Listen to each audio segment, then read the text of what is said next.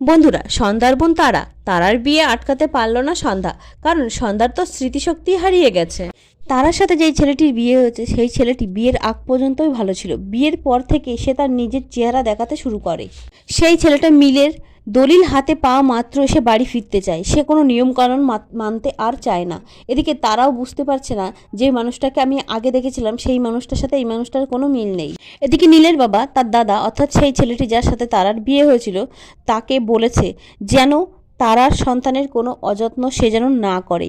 অন্যদিকে দেখা যায় সন্ধ্যাকে কোনো মতেই বোঝাতে পারছিল না নীল, তাই বাধ্য হয়ে মন্দিরে সিঁদুর পরিয়ে দেয় সন্ধ্যার স্মৃতিতে, এবং সন্ধ্যা তাকে দিয়ে অনেকগুলো প্রতিজ্ঞা করিয়ে নেয়। সে বাড়ি ফিরতে পারে, কিন্তু তার কথা তাদের রাখতে হবে।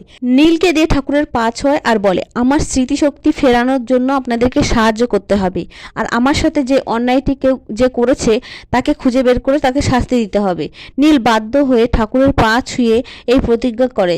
এই প্রতিজ্ঞা যদি নীল না করতো তাহলে সন্ধ্যা বাড়ি ফিরত না কোনো মতেই। তারপর দেখা যায় নীল সন্ধ্যাকে নিয়ে বাড়ি ফেরে।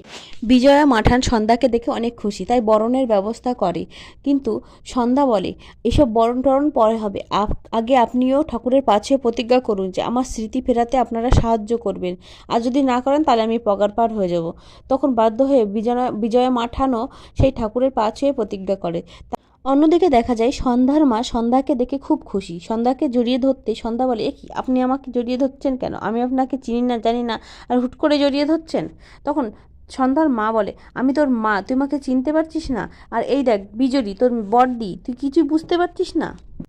বিজয়া মাঠান তারপর সন্ধ্যাকে বলে, এবার তো এসো, তোমাদের বরণের ব্যবস্থা করি, এবং সন্ধ্যাকে নিয়ে গেটে দাঁড় করাই। অন্যদিকে দেখা যায় নীলের বাবা প্রধান মশাই ভাবতে থাকে, সন্ধ্যার যদি সবকিছু মনে পড়ে যায় তাহলে তো সবার প্রথমে আমিই ফাঁসবো। না, এটা হতে দেয়া যাবে না। বিজয়া মাঠান নীল ও সন্ধ্যাকে বরণ করার পর সন্ধ্যাকে বলে, এই কলসটা কাকে নিয়ে তুমি এই দুধে আলতার থালায় পা দিয়ে ঘরের মধ্যে প্রবেশ করবে। সন্ধ্যা বলে, না, এটা আমি করব না, আপনার ছেলে করবে। তখন নীল বলে, কি আমি করব? তখন সন্ধ্যা বলে, আপনি যদি না করেন তাহলে আমি চলে যাব।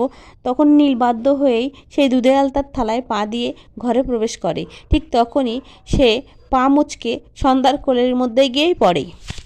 সন্ধ্যা নীলকে ধরে ফেলে এবং দুজনের দিকে অনেক সময় তাকিয়ে থাকে। সব কিছু মেটার পর বিজয়া মাঠান যখন একা ছিলেন তখন ভাবতে থাকে, আমি কি আমার ছেলে বৌমার সংসার বাঁচাতে আমি তারার জীবনটাকে কি বলে দিলাম? তারা আমার এক কথায় বিয়ে করতে রাজি হয়ে গেল। বিজয়া মাঠান কি জানতে পারবেন তারার স্বামী তার সতীনের ছেলে? বন্ধুরা, তারার সাথে কি হতে চলেছে জানতে হলে অবশ্যই আমার চ্যানেলটি সাবস্ক্রাইব করে আমার পাশে থাকবেন। ধন্যবাদ।